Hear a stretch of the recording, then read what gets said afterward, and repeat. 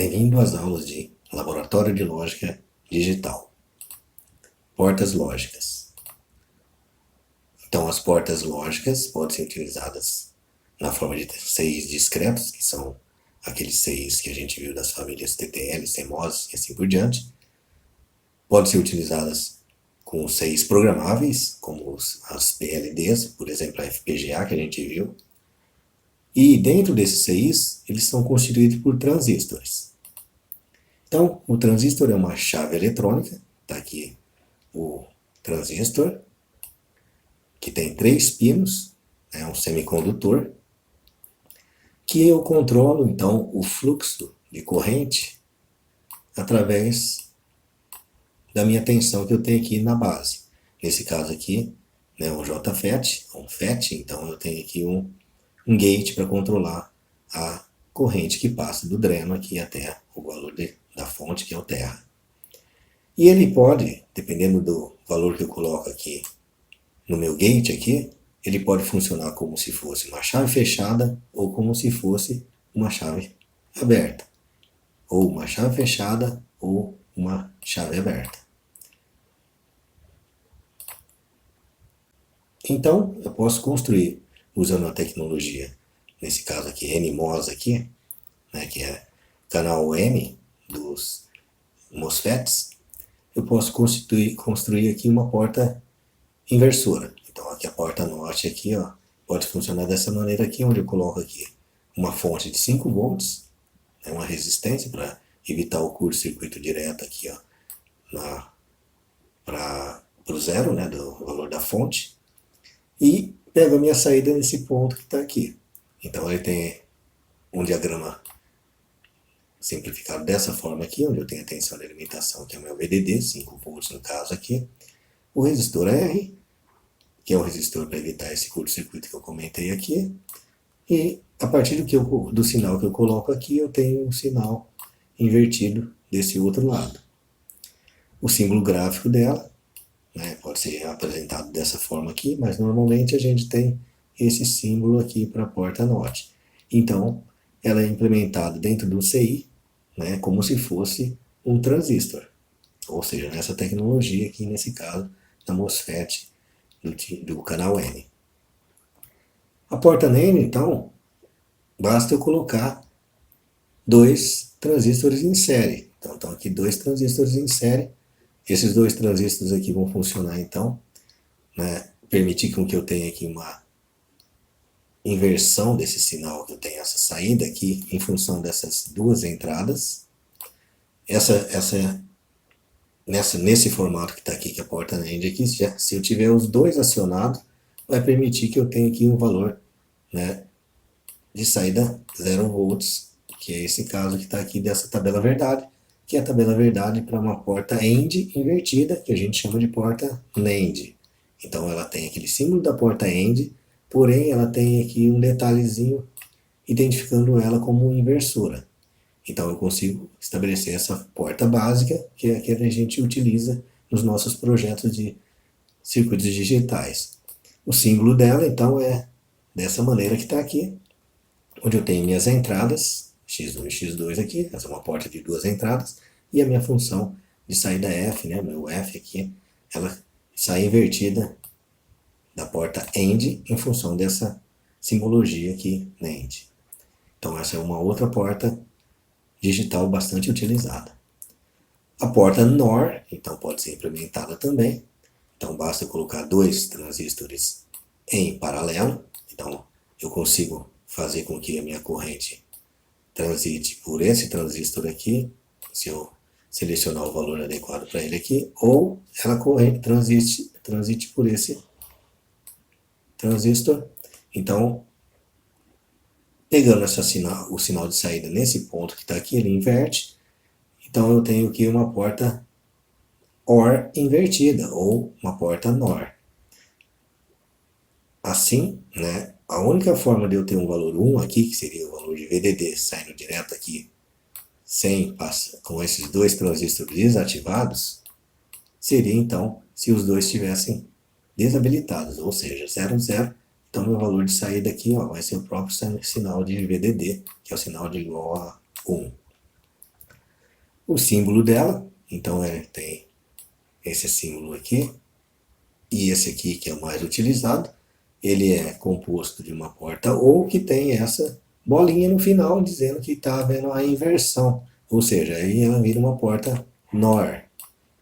Então eu tenho aqui minhas entradas X1 e X2 e a minha saída invertida aqui da porta OR, que é a porta NOR aqui, em F, que corresponde a essa tabela verdade. A porta AND, então, pode ser constituída através daquela porta NAND, que seria composta por 2 aqui, mais a inversão, a inversora. Então, eletricamente ela é constituída dessa forma que está aqui, aí eu consigo montar minha porta AND, como a gente já conhece, seguindo essa tabela verdade que está aqui. Então, bastou eu pegar essa saída aqui que estava sair invertida nesse ponto que está aqui e fazer uma reinversão aqui. Então, aqui eu tenho aqui a minha porta NAND e aqui eu tenho minha porta inversora. Essa saída aqui para ela vai me constituir, então, tudo isso aqui uma porta AND, que é o que a gente queria, para essa tecnologia de fabricação NMOS.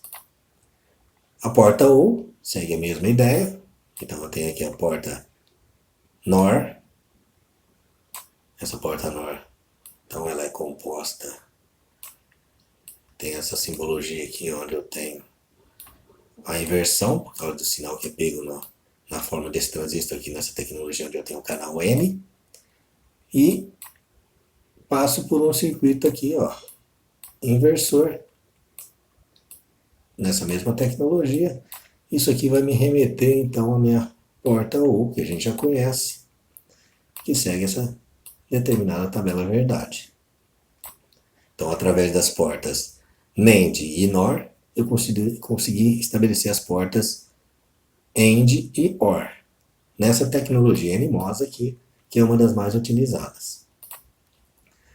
A lógica digital, então, é esse modo como o circuito responde, e eu vou ter essas várias portas disponíveis aí, implementadas dentro dos CIs, né? Então eu tenho elas disponíveis e implementadas dentro dos CIs aqui, além de muitas outras portas, onde eu tenho disponibilidade, né, tanto discreto como na parte de CIs programáveis.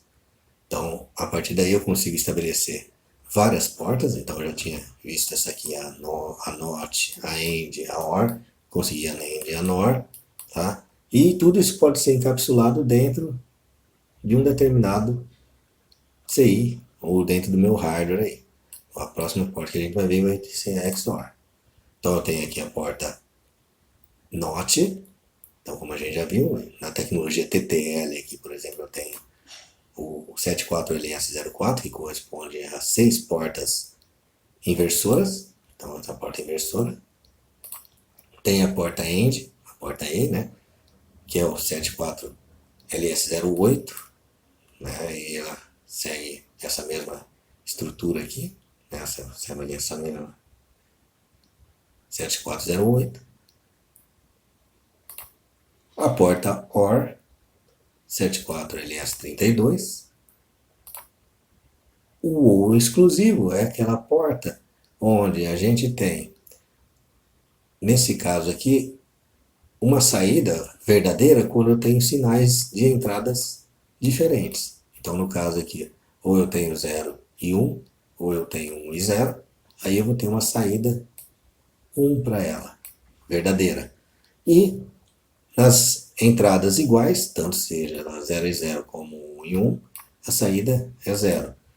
A simbologia dela é como se fosse uma porta OR com esse tracinho que está aqui, ó, a mais. E a expressão booleana, ela tem agora um mais circulado por uma bolinha. Então essa aqui é a expressão booleana dela. Essa aqui então é chamada de XOR, ou exclusivo, porta SHOR, e assim por diante. Porta NAND, que a gente viu, então, tá aqui.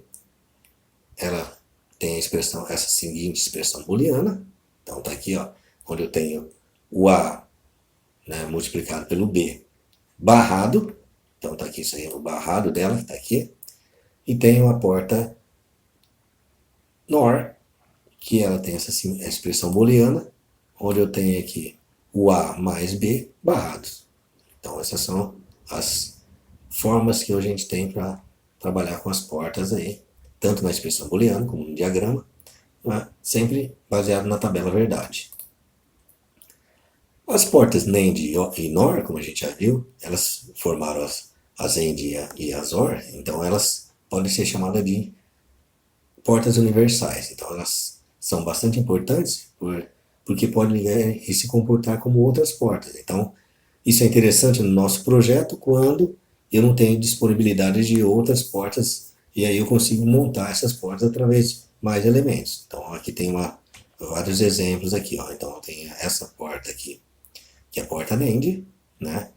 Ela pode ser montada como um AND, montada como um OR e montada como um inversor. Então nesse caso aqui ela pode trabalhar dessas mesmas maneiras aí que a gente já conhece. A implementação, por exemplo, de uma expressão booleana, está aqui, ó. A saída F é igual a x1 e x2 mais, ou x2 barrado e x3, ela é implementada no nosso diagrama esquemático, então esse aqui é o nosso esquemático. Tá? Então eu consigo trabalhar nisso no nosso circuito. E posso, depois que eu fizer essa implementação esquemática aí, né, que seja o meu projeto, meu design, implementar ela. Então está aqui a maneira com os CIs, nesse caso aqui, CIs discretos. Então, implementando ela com CIs discretos, eu vou ter que reunir aqueles CIs que correspondem a cada porta e utilizar as portas necessárias aí. Nesse caso aqui, eu estou usando somente uma porta inversora. Então, só estou usando uma porta inversora desse CI tudo aqui, então está sobrando portas. Eu tenho aqui, para esse CI, que é o de portas AND aqui, ó, utilizando a utilização de duas portas, sobrando duas, e esse aqui, a utilização de uma porta. Então eu consegui implementar então o meu esquemático, o meu projeto daquela função lógica, na forma de hardware, utilizando CIs discretos. Isso aqui são CIs da família TTL. Se eu for utilizar uma PLD, então, o que eu tenho dentro de uma PLD lá, ou seja, aquele dispositivo programável? Eu tenho aqui várias portas distribuídas dentro dele aí que vão ter que ser ligadas de acordo com a minha necessidade, entendeu? Então eu vou fazer isso aqui de acordo com a necessidade para poder ter, né, o circuito desejado. Então essa aqui vai ser a ideia. Então tá aqui, ó, eu chegar e fazer isso daqui, montar o meu circuito, que é o circuito daquele desejado. Isso é feito então utilizando as ferramentas de CAD. Então no caso aí, onde eu faço esse primeiro projeto aí pode ser feito da forma do esquemático ou utilizando essas linguagens aqui de descrição de hardwares, as HDLs. Então eu posso implementar dessas duas maneiras e a partir daí tudo é feito através desse CAD até chegar no meu chip programado, o meu chip com minha função lógica desejada. Fazendo para chegar nisso daqui experimentos de simulação para verificar o funcionamento dele comportamental e o funcionamento dele no próprio hardware, né, utilizando os elementos de eletrônica e elétrica que estão influenciando no funcionamento correto desse circuito lógico. Então a ideia é que a gente pode estabelecer isso aqui tanto com o esquemático e com as HDLs. Então, o esquemático a gente já viu, teve uma ideia já de como funciona, então a gente já fez isso na primeira prática, implementou um esquemático lá. E o HDL, que é a linguagem de descrição de hardware, né, para a gente vai ser o quê? Uma linguagem que vai descrever o hardware, mas não o programa em si, tá, de funcionamento, que vocês já conhecem, então vocês já fizeram em linguagem C, em linguagem Pascal,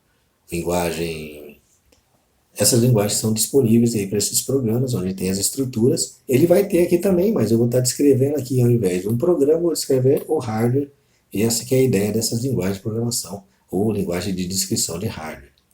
Então elas são proprietárias e abertas e padronizadas. Aqui a gente padroniza algumas das normas são feitas pela I3, né, que é o Instituto de Engenharia Eletricista e Eletrônica, é uma das maiores entidades em termos de padronização de elementos elétricos, padrões elétricos, tudo relacionado à parte elétrica e, assim, e muitas outras coisas também. Tá? Oferecem portabilidade de uso e reuso, né? Então, quer dizer, esse código que você faz ele pode ser reutilizado, então isso favorece bastante. Eu posso sempre pegar, não tenho mais aquela necessidade de ficar montando toda vez que eu preciso fazer uma coisa, eu uso o código, é bem mais fácil. VHDL e Verilog, então, das HDLs, são as linguagens mais difundidas e padronizadas, e apesar de serem diferentes, as duas aqui oferecem recursos similares, tá? A gente vai utilizar aqui Verilog, que tem uma linguagem mais didática, e ela facilita essa implementação para a gente. Então tá aqui, né, aquela mesma expressão lá, aquela minha função, vou ter aqui um circuito aqui, que eu tenho aqui em HDL, né, que é a linguagem de descrição de hardware. Posso fazer isso aí de uma forma funcional, utilizando uma expressão lógica booleana, como a gente já conhece, estabelece isso daí. Posso isso fazer de uma forma estrutural, né, onde a gente tem ali as portas lógicas discretas, que podem ser interligadas entre si. Então, essas entradas e saídas aqui mostram essa interligação dessa porta lógica, tá? Normalmente aqui são as saídas, o primeiro item são as saídas dessas portas, e as outras são as entradas. E posso fazer isso de uma forma comportamental, utilizando aquela ideia que vocês têm das linguagens de programação normal, tais como C, Pascal, Python e assim por diante, que vocês utilizam aí para programar sistemas computacionais. Tá? A ideia aqui é que a gente está programando o hardware. O ambiente de projeto de HDL, e o ambiente que a gente vai utilizar também nessa disciplina, é o EDA Playground. Então, o EDA Playground, a gente vai ver isso com mais calma na próxima videoaula. Tá? Então, ele tem uma possibilidade de eu colocar aqui o meu hardware, então aqui eu escrevo o meu código aqui, o meu projeto, né, meu design, e aqui eu posso fazer um test bench, ou seja, também um programa que está relacionado com esse daqui, de hardware, só que esse daqui vai fazer o teste das minhas funções, eu posso verificar isso aí. Então esse é um ambiente de projeto HDL, então ele sempre vai ser constituído pelo um lugar onde eu consigo descrever meu circuito lógico, projetar meu circuito lógico, e onde eu consigo testá-lo também, tá? Depois a gente vai entrar em mais detalhes dessa ferramenta aqui, que ela possui bastante recurso e está disponível na web e online. Ok, pessoal? Por enquanto é só. Até a próxima.